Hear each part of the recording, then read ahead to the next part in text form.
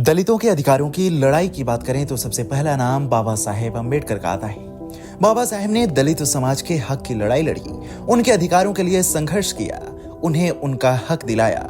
लेकिन बाबा साहेब की तरह ही कई अन्य ऐसी शख्सियतें भी रही जिन्होंने दलितों के हक के लिए लड़ाई लड़ी और समाज में उनके लिए एक अच्छी जगह भी बनाई। ऐसी ही महान शख्सियतों में से एक थी दलित समाज की महान समाज सुधारक और लेखिका जयबाई चौधरी। हो सकता है कि आपने उनका नाम पहली बार सुना हो, क्योंकि उनके द्वारा किए गए काम इतिहास में दफन थे।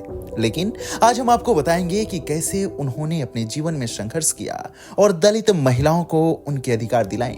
आपको इनके बारे में सारी बातें बताएंगे। उससे पहले यदि आपने अभी तक हमारे चैनल को सब्सक्राइब नहीं किया है तो इसे सब्सक्राइब करें और वीडियो को लाइक करें। दलित समाज की महान समाज सुधारक और लेखिका जयबाई चौधरी का नाम बहुत कम लोगों ने सुना होगा।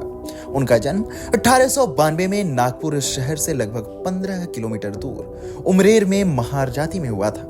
1896 में अकाल के कारण उनका परिवार नागपुर आ गया और उन्होंने अपनी प्रारंभिक शिक्षा वहीं से पूरी की। 1901 में छोटी सी उम्र में ही उनकी शादी बापूजी चौधरी से कर दी गई। उसके बाद आर्थिक स्थिति बहुत खराब होने के कारण उन्होंने कुली का काम भी किया।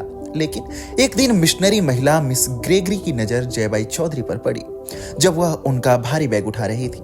इसके बाद उन्होंने जयबाई को 4 रुपये प्रति माह के वेतन पर अपनी स्कूल में शिक्षिका के रूप में पढ़ाने की पेशकश की और जयबाई ने भी यह प्रस्ताव स्वीकार कर लिया।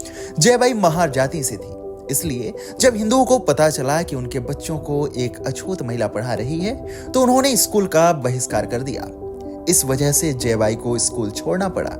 इस घटना का उन पर इतना गहरा प्रभाव पड़ा कि उन्होंने छुआछूत और जाति प्रथा के खिलाफ लड़ने और अछूत लड़कियों और महिलाओं को शिक्षित करने का संकल्प लिया और 1922 में उन्होंने संत चोखो मेला गर्ल्स स्कूल की नींव रखी थी। 8 से 10 अगस्त 1930 को नागपुर में आयोजित अखिल भारतीय दलित कांग्रेस के प्रथम अधिवेशन में दलित महिलाओं का प्रतिनिधित्व करते हुए जयबाई चौधरी ने कहा, लड़कियों को लड़कों की तरह पढ़ने के पूरे अवसर प्रदान किए जाने चाहिए।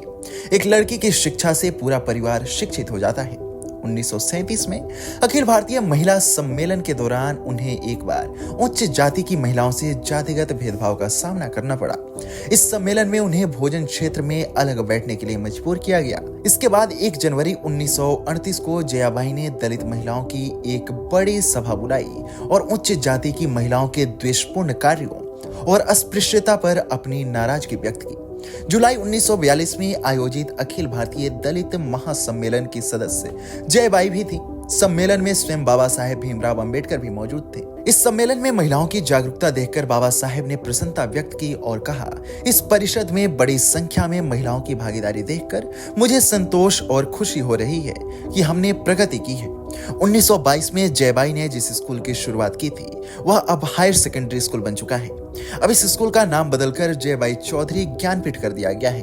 आपको इस जांबाज दलित महिला की कहानी कैसी लगी हमें कमेंट सेक्शन में जरूर बताएं।